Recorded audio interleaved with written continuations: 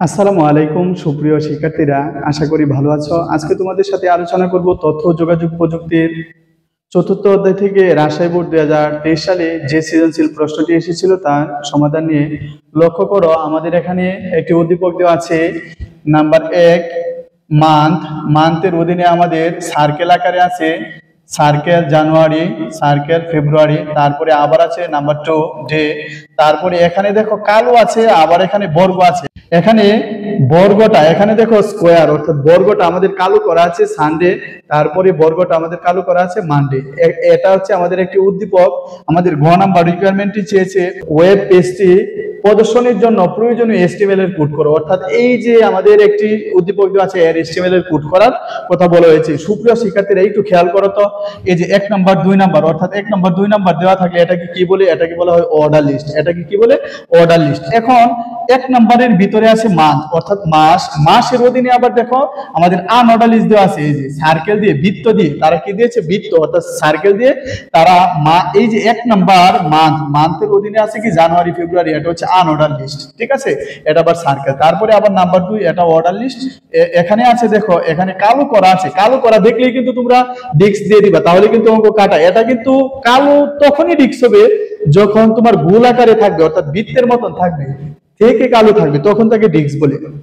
আর যখন এটা বর্গ আকারে থেকে কালো হবে, তাহলে কিন্তু এটা বর্গ হয়, এটা স্কোয়ার হবে। ঠিক আছে, এই যে এখানে আছে, অনেকে তোমরা কি করেছো? এটাকে ডিস্ক করে দিয়েছো, তাহলে অবশ্যই তোমাদের অঙ্ক কাটা যাবে, কারণ এটা ডিস্ক না, এটা হচ্ছে স্কোয়ার। এটা বর্গ, বর্গ আকারে থেকে কালো, তাহলে অবশ্যই এটা বর্গ হবে। কালো তখনই ডিস্ক হবে যখন এটা গোলাকার থেকে, অর্থাৎ বৃত্ত আকার থেকে কালো হবে, তখন তাকে ডিস্ক বলবে। আর যখন বর্গ আকারে থেকে কালো হবে, তখন সেটা বর্গই হবে। এখন চলো এর HTML-টি আমরা করে দেখে আসি। ফার্স্ট অফ অল তুমি কি লিখবা? HTML, তারপরে তুমি কি লিখবা? বডি। যেহেতু এটা কোনো টেবিল না, এই জন্য তুমি কি করবা? এই যে order list, TYP, order list type কত? এই যে টাইপ হচ্ছে 1, অর্ডার লিস্ট টাইপ কত? 1। তারপরে কি? এই যে লিস্ট আইটেম, তারপরে লিস্ট আইটেম কি হবে? মান্থ হবে। তারপরে লিস্ট আইটেম মান্থ।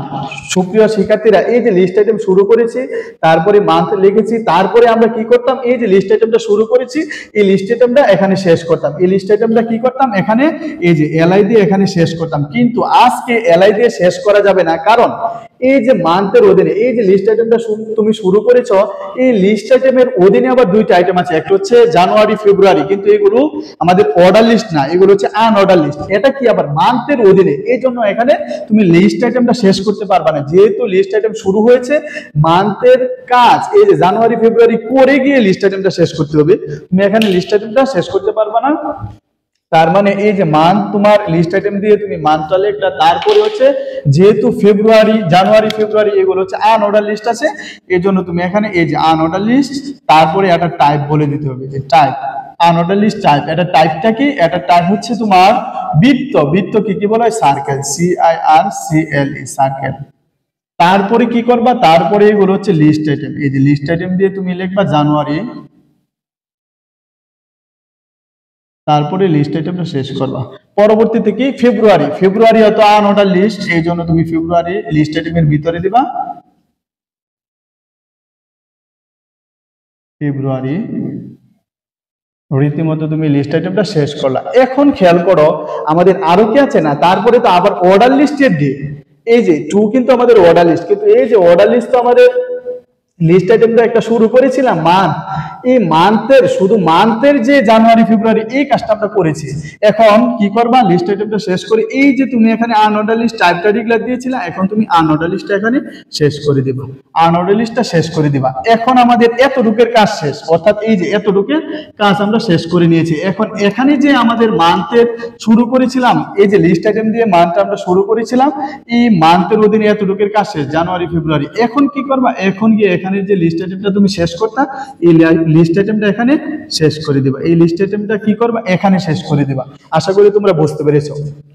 তারপরে এই যে অর্ডার লিস্ট আমাদের ছিল, অর্থাৎ মান্থের যে 1 নাম্বারটা আমরা লিখেছিলাম, এখন আমরা কিন্তু অর্ডার লিস্টটা শেষ করি নাই। তার মানে এই 2 নাম্বার লিস্টের জন্য তুমি কি লিখবা? আবারও লিখবা লিস্ট আইটেম। লিস্ট আইটেম দিয়ে কি লিখবা ডে, লিস্ট আইটেম দিয়ে কি লিখবা ডে। সুপ্রিয় শিক্ষার্থীরা খেয়াল করো, ডে এর অধীনে আমাদের সানডে এবং মানডে আছে, যেহেতু এটা অধীনে আছে এই জন্য এখানেও তোমার লিস্ট আইটেমটা শেষ করা যাবে না। কিন্তু এখন ডে এর অধীনে দেখো আবারও আনঅর্ডার লিস্ট, এই জন্য তোমার এখানে আনঅর্ডার লিস্ট ডিক্লেয়ার দিতে হবে। এখন আনঅর্ডার লিস্ট ডিক্লেয়ার দিলা, কিন্তু এটা আনঅর্ডার লিস্ট টাইপ কি, এটা টাইপটা হচ্ছে তোমার স্কোয়ার, স্কোয়ার SQUARE, টাইপটা হচ্ছে তোমার স্কোয়ার, টাইপটা কি স্কোয়ার। তার পরবর্তীতে তুমি লিখবা সানডে এবং মানডে, এগুলো এখন আনঅর্ডার লিস্টের অংশ, এই জন্য লিস্ট আইটেমের ভিতরে লিখবা সানডে, লিস্ট আইটেম শেষ। তারপরে লিখবা আবারও list item Monday, list item শেষ। লিস্ট আইটেম শেষ করার পর এতটুকুর কাজ তোমার শেষ করলে। এখন এই যে আনঅর্ডার লিস্টটা তুমি দিয়েছিলে, এখন তুমি এখানে আনঅর্ডার লিস্টটা শেষ করো। আনঅর্ডার লিস্ট শেষ করলা, অর্থাৎ এই যে এতটুকুর কাজ, মানে এই যে এতটুকুর কাজ করেছো। এই যে ডেটা তুমি লিস্ট আইটেম দিয়ে শুরু করেছিলা, ডে এর অধীনে যা যা আছে তুমি শেষ করে দিয়েছো। এখন যে লিস্ট আইটেমটা শুরু করে ডে লিখেছিলে, এখন এখানে যে লিস্ট আইটেম, যেহেতু এই ডে এর অধীনে সবকিছু শেষ করেছো, এখন এখানে তুমি লিস্ট আইটেমটা শেষ করো। এখন তুমি কি করবে, এখানে লিস্ট আইটেমটা শেষ করবা। আশা করি বুঝতে পেরেছো। তারপরে তুমি কি করবা, তারপরে এই যে এতগুলো সবগুলোর কাজ শেষ, এখন অর্ডার লিস্টের কাজ শেষ। এখন তুমি কি করবা, এই যে অর্ডার লিস্ট শেষ করবা। অর্ডার লিস্ট শেষ করার পর রীতিমতো তুমি কি শেষ করবা, বডি শেষ করবা, রীতিমতো বডি শেষ করবা। তারপরে কি শেষ করবা, HTML শেষ করবা। সুপ্রিয় শিক্ষার্থীরা, আশা করি বুঝতে পেরেছো। যদি কারো কোথাও বুঝতে অসুবিধা হয় অবশ্যই আমাকে কমেন্ট বক্সে কমেন্ট করে জানাবা। আবারও দেখা হচ্ছে নতুন কোনো ক্লাসে বা পড়বে। এই পর্যন্ত ভালো থেকো, সুস্থ থেকো। আসসালামু আলাইকুম।